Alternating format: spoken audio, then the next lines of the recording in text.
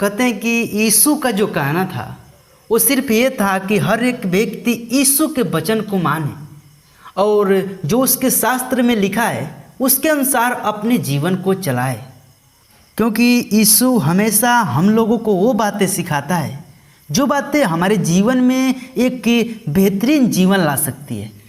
वो परमेश्वर माता पिता के लिए कुछ लाइनें कहा है, आइए मैं आपको पढ़ के सुनाता हूँ। वो लाइन कौन सा है हम लोग देखेंगे। मत्ती में 15 अध्याय का 4 पद में लिखा है, क्योंकि परमेश्वर ने कहा था कि अपने माता और अपनी पिता का आदर करना, और जो कोई पिता या माता को बुरा कहे वो मारा डाला जाए। यानी इस दुनिया में हम देखते हैं कि एक माँ अपने बेटे को वो चाहे 4 हो चाहे 5 हो सबको पाल लेती है, लेकिन जब उसके बुढ़ापे का समय आता है तो क्या एक के बेटा अपने माँ को पाल नहीं पाता है, वो 5 बेटे मिलकर नहीं पाल पाते। जानते हो क्यों? क्योंकि वो प्रेम को भूल जाते हैं। लेकिन एक माँ अपने बेटे से कैसा प्रेम करना चाहिए वो सब कुछ जानती है। मेरे भाइयों मेरे बहनों, मैं आपको आज की इस वीडियो में यही मैसेज देना चाहता हूँ कि इंसान अपने जीवन में अगर माता पिता का आदर करे तो उसके जीवन में सुख शांति बना रहता है। लेकिन वो अपने माता ही पिता का आदर न करता है और वो परमेश्वर में बहुत खराई से चलता है, बहुत परमेश्वर को मानता है, तो परमेश्वर उसको व्यर्थ कहता है, क्योंकि वो कहता है कि अपने माता पिता का आदर करना।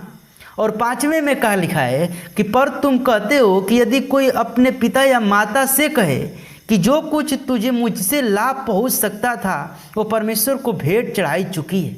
आमीन।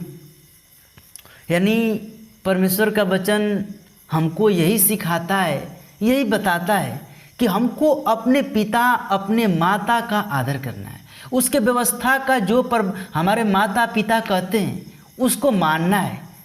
मेरे भाई मेरे बहनों, एक बात अपने जीवन में हमेशा याद रखना कि यीशु क्या हुआ, अपने पिता के काम को पूरा करने के लिए आया था। वो क्या था? एक आज्ञाकारी बेटा था। उसने क्या किया? वो अपने पिता के कहने पर इस जग का सारा पाप अपने ऊपर ले लिया और एक क्रूस पर बलिदान हो गया। ये बहुत बड़ी बात है। लोग कहते हैं कि हम अपने माता से अपने पिता से बहुत प्रेम करते हैं, लेकिन नहीं, ये सब स्वार्थी प्रेम है। लेकिन यीशु ने लोगों को दिखाया कि हाँ मैं अपने पिता से प्रेम करता हूँ। यीशु अपने पिता के हर एक बातों को माना करता था। पता है यीशु को एक समय बहुत कष्ट हुआ कि जब उसको ये पता चला कि मैं सूली पे चढ़ूंगा, उसने रोया और प्रार्थना किया अपने पिता से। लेकिन जानते हो उसके द्वारा परमेश्वर की महिमा होने वाली थी। पिता ने क्या किया? अपने एकलौते पुत्र को दे दिया कि ताकि जो कोई उस पर विश्वास करे वो अनंत जीवन पाए बल्कि नाश न हो। मेरे भाई मेरे बहनों, हमको परमेश्वर एक अनंत जीवन देने के लिए बुलाता है। हमको अपने जीवन में हमेशा हमेशा परमेश्वर की व्यवस्था को न तोड़ना है, उसका उल्लंघन न करना है। हमको अपने जीवन में वही करना है जो परमेश्वर को भाता है। पता है हम बहुत खराई से चलते हैं, लेकिन शैतान हमको कहीं ना कहीं गिरा देता है। वो क्या करता है? किसी न किसी काम में वो अपना काम करा लेता है। लेकिन हमको इससे थोड़ा सतर्क रहना है, क्योंकि जब हमको अपने जीवन में शैतान अपने गाड़ में लेकर चला जाएगा, फिर परमेश्वर के हम कितना आराधना प्रार्थना करेंगे, परमेश्वर न सुनेगा। क्योंकि जो अय्यूब था जानते हो, उसको शैतान ने ही गिराया परमेश्वर से कहकर, क्योंकि वो शैतान को देखा न गया कि अय्यूब इतना सुखी इतना धनी क्यों है, सिर्फ इसीलिए वो परीक्षा में पड़ गया। लेकिन परमेश्वर कहता है कि जागते रहो, प्रार्थना करते रहो ताकि तुम परीक्षा में न पड़ो।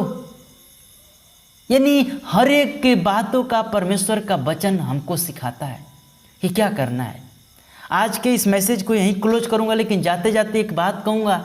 बहुत सारे लोग ऐसे हैं जो चैनल पर वीडियो तक देख रहे हैं लेकिन सब्सक्राइब नहीं कर रहे हैं, तो प्लीज़ वीडियो को देखिए और सब्सक्राइब करिए। कमेंट में बताइए कैसा वचन लगा। परमेश्वर इस वचन के द्वारा सबको आशीष प्रदान करे। आमीन।